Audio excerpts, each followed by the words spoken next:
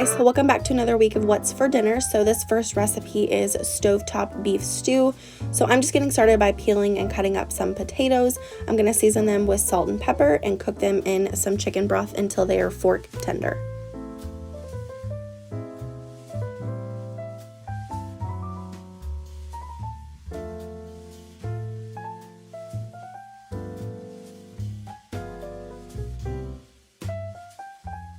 After the potatoes are cooked through, I just added a 1 pound bag of mixed vegetables, the frozen kind, and then I actually prepared my hamburger ahead of time.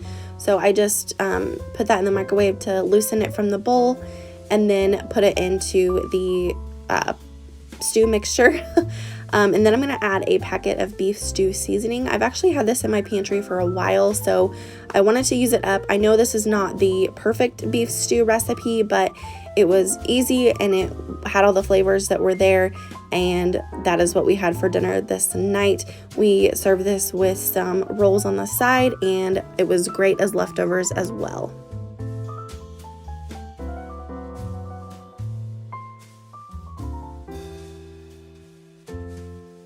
So this next recipe is Mexican pizzas. So this is of course inspired by Taco Bell Mexican pizzas.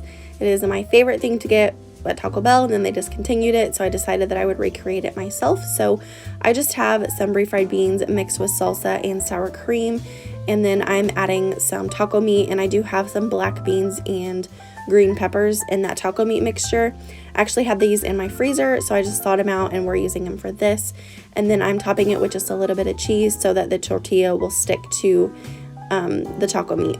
So I'm just adding some olive oil to the top of that tortilla, and then I'll add some to the pan as well just to get it crispy, and then I'll flip it, add some taco sauce and some cheese, and then we decided to do black olives, and then we have a perfect Mexican pizza. This was really, really good. I think the taco sauce really made it taste like Taco Bell, and it was pretty good as leftovers too. But the taco sauce that I'm using is the Ortega, and it is different than regular salsa. So if you're gonna make this, I highly recommend getting a taco sauce.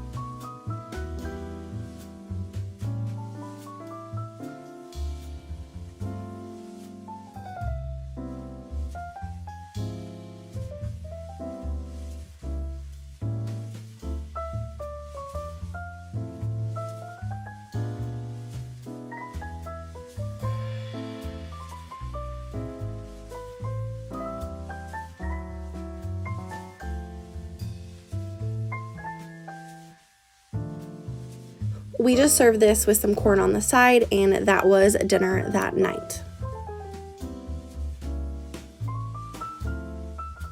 Okay, this next recipe is tuna casserole. So I'm sorry about the lighting here. I have some lighting coming in the mail, so it should be here for the next what's for dinner, but I'm just starting out with 2 cans of tuna. I do like to put it in a pan to heat it through, and then I use my hamburger chopper to mix it, or to, get all the chunks out. And then I have a can of cream of mushroom. I'm going to fill up that can with some milk and mix that all together for my sauce. And then I will season with onion powder, garlic powder, paprika, and some parsley.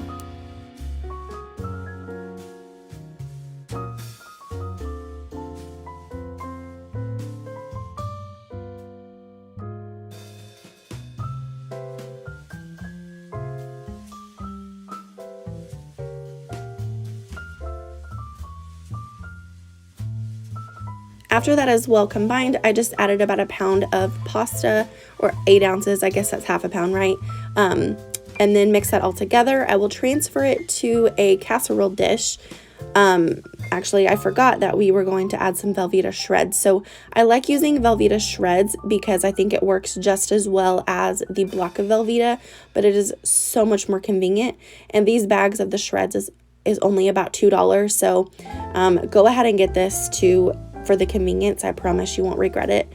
So after that's all mixed together, we'll transfer it to a casserole dish, and then I decided to add a topping to the top of it. So I've just got some Ritz crackers and some butter. I'm just going to mix that together and then sprinkle it on top, and then I will bake this in the oven at 375 for about 20 minutes, just until the top gets brown.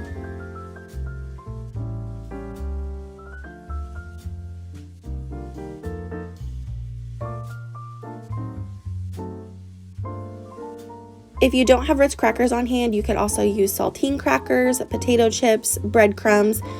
French onions are really good as well, the French fried onions.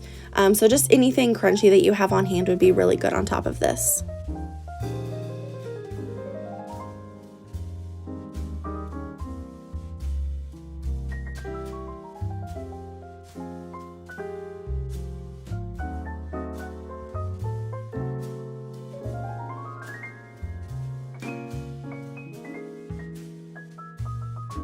So here is everything when it is done. We serve this with some mixed vegetables and some crescent rolls on the side.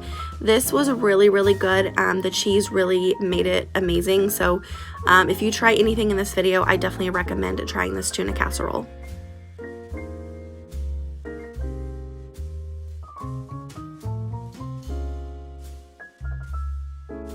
Okay, this last recipe is another super easy recipe. So I just have some of these better cheddars. You can use any smoked sausages you want.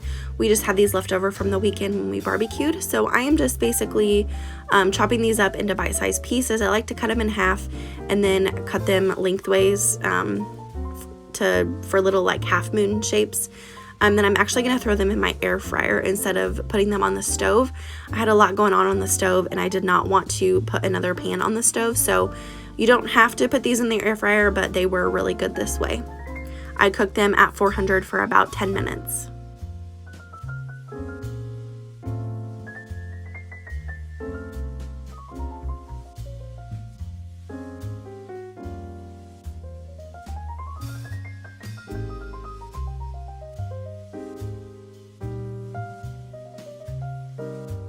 Okay, so now we're gonna get started on our rice. This is just the creamy 4-cheese rice-a-roni, and I just followed the directions on the package. And let me tell you, I actually saw a version of this on Pinterest, and I decided that that version was a little bit too complicated to make after work. So I just found some of this cheesy rice and made it myself. So here is the smoked sausage, what it looks like.